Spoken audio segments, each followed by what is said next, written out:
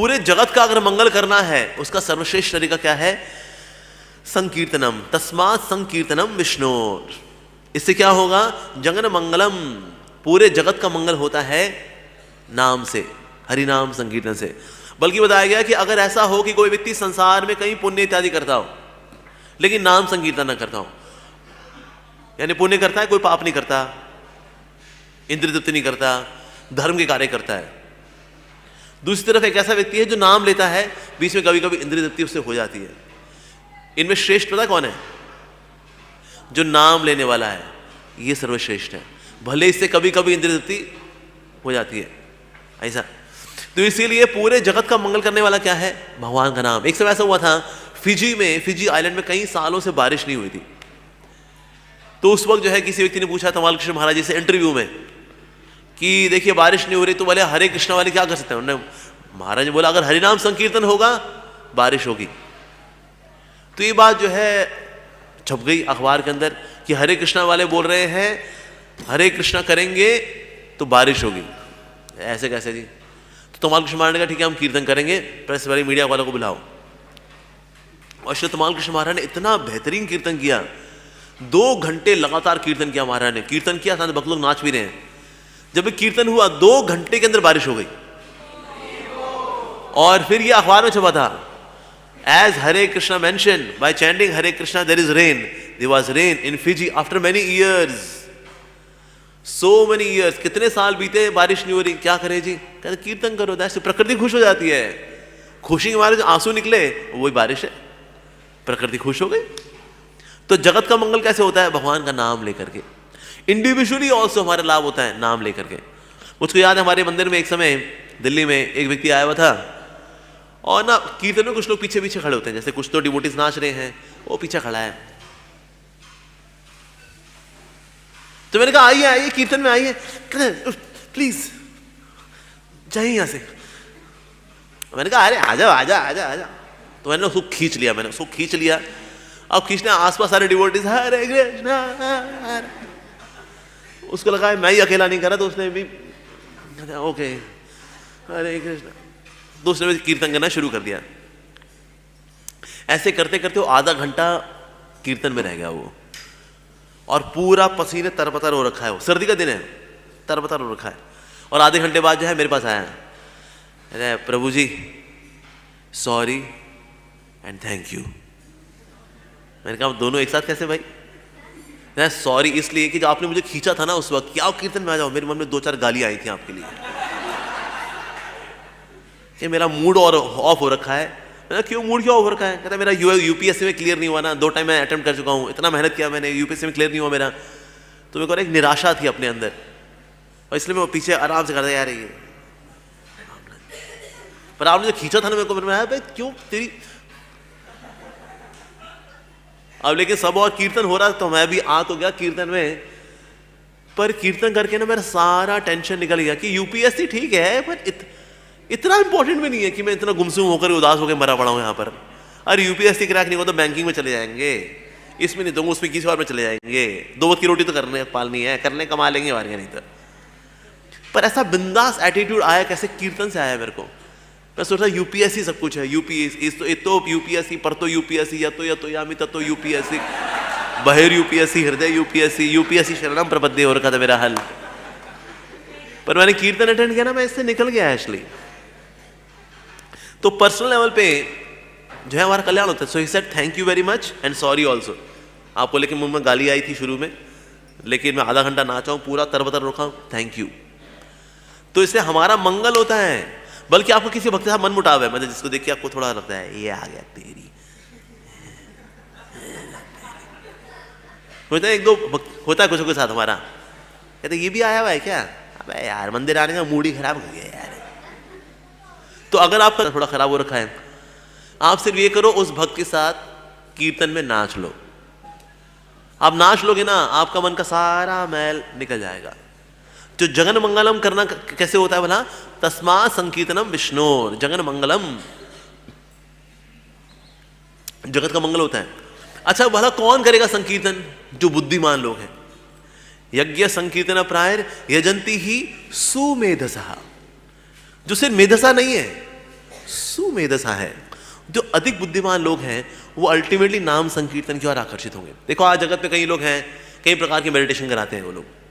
गहरी सांस लीजिए, पॉजिटिविटी इनहेल, नेगेटिविटी एक्सेल, प्राणायाम कराते हैं, चुप रवाते हैं, पूरा हफ्ता कुछ नहीं बोलना। इस प्रकार के कई मेडिटेशन टेक्निक्स दुनिया जहान में चल रही हैं। 112 तरीके हैं लिबरेट होने के, मुक्ति प्राप्त करने के, कई दुकानदारी चल रही है अलग अलग।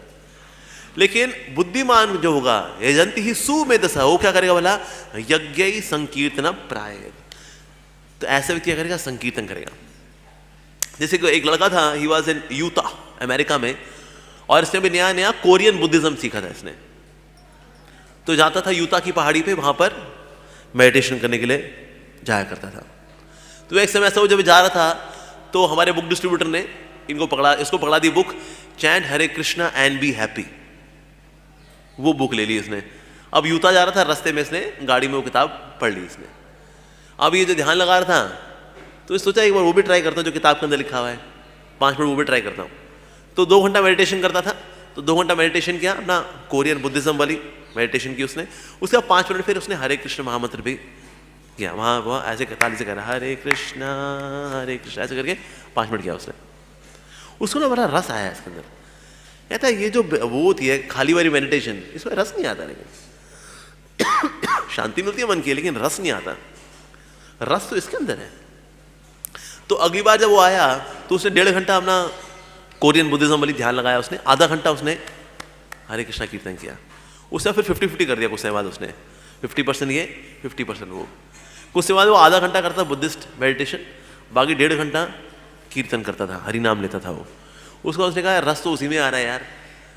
तो उसने फाइनली फिर कीर्तन, जाता यूता की पहाड़ी, वहां पर तो कीर्तन करता था। और इसके प्रभाव से क्या हुआ? He got in touch with devotees, भक्तों के संग में आया और फिर उसने नाम संकीर्तन के साथ जुड़ी गया वो। तो जो बुद्धिमान व्यक्तियों को देख सकता है कि बाकी जो मेडिटेशन है उसमें रस की प्राप्ति नहीं होती, लेकिन संकीर्तन में रस है, रस है इसके अंदर। हालांकि जपा में रस नजर नहीं आता होगा, जपा में रस नहीं आता, कीर्तन फिर रस नजर आता है। तो अगर आपसे पूछे एक सवाल, जपा ज्यादा जरूरी है या कीर्तन, क्या महत्वपूर्ण है? कौन मानते जपा,